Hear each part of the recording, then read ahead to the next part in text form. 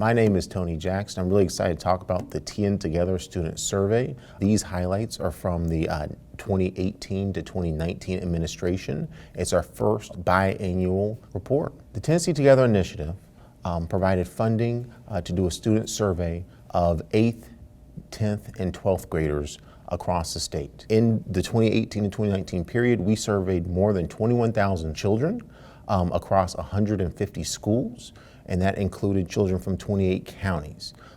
By having 28 counties represented, we are able to have representative population for our state, which allows us to have data that proves out on a regional level what the trends for substance use, perception of risk, and even connections to protective factors and risk factors are, which will then allow us to utilize this data for planning, for implementation of plans, for evaluation of effectiveness, and even the data can be used on a county level or the school level by the schools.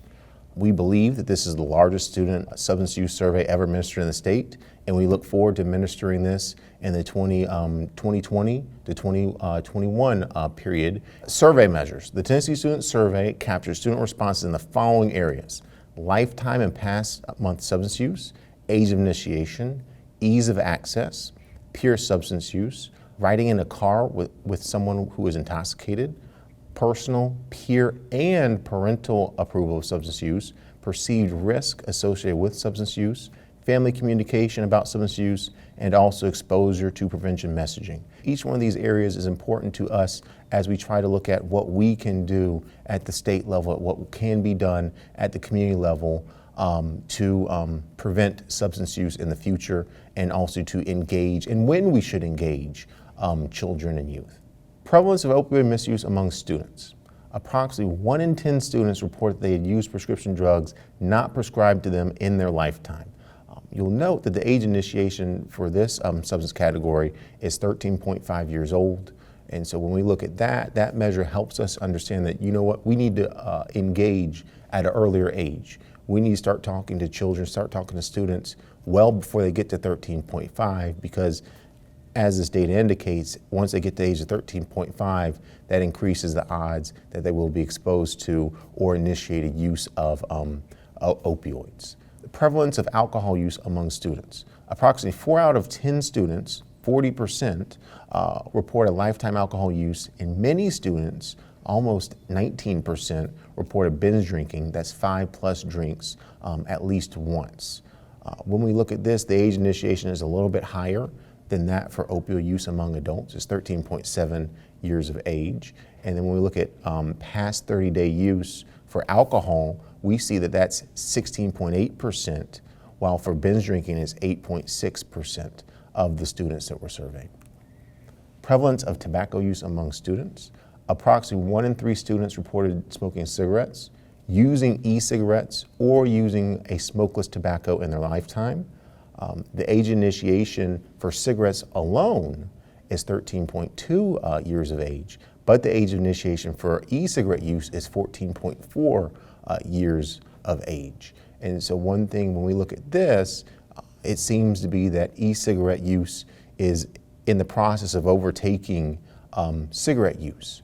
You'll note that lifetime use of cigarettes alone is 19.3% of the students surveyed, while e-cigarette use lifetime use is 29.8%. That's almost 50% higher than the cigarette use percentage.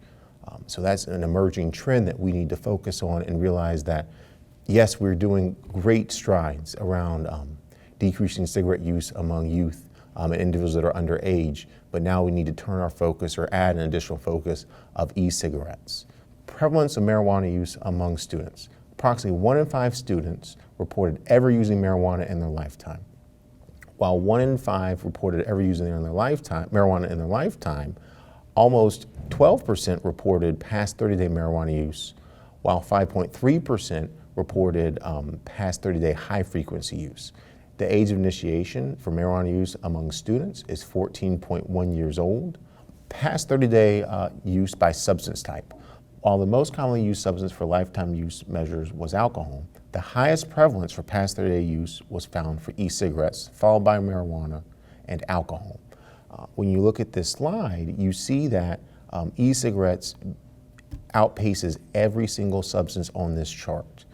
It's an emerging trend we need to continue to be knowledgeable about and realize that, and we'll go over perception risk in a minute, where the perception of risk for this substance is low, while it still does have a high propensity to create problems later on in life for individuals who use e-cigarettes. Perceived risk of substance use. Students perceive the greatest risk associated with misusing prescription drugs, while students perceive the lowest risk associated with marijuana use, followed by electronic cigarettes. Those two categories are areas where we may need to identify additional activities or interventions and engage youth at a younger age to increase their perception of risk. As we increase their perception of risk, they'll better understand how these substances can impact them in the short and long term. Implications for Tennessee communities. By the time they reach high school, more than half of high school students will have tried at least one substance. What that means to me is we need to engage students. We need to engage children at a younger age. You know, you look at these data points and see that the age of initiation for the substances we looked at is really between 13 years of age and around 14.2 years of age.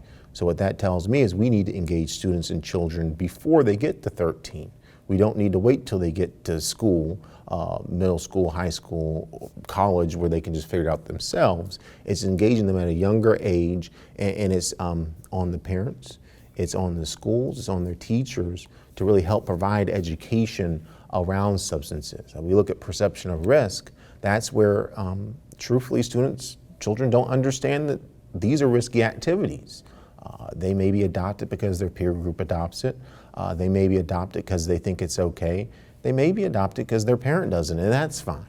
But we're dealing with different ages here, whereas a lot of it is through education, information dissemination, and even other opportunities where they can learn about the risks. Now, I'm not talking scare tactics here, we try to scare them straight. I'm talking about really just sitting down with them and helping them understand how a given activity, how a given substance could impact them, again, in the near term and the long term. I really appreciate you listening to this presentation, and I hope you will look further into it. We only went over the executive summary today. The full student survey report will be available online on our website with one-pagers for each substance area, and also a copy of the executive summary and a copy of this presentation. Thank you.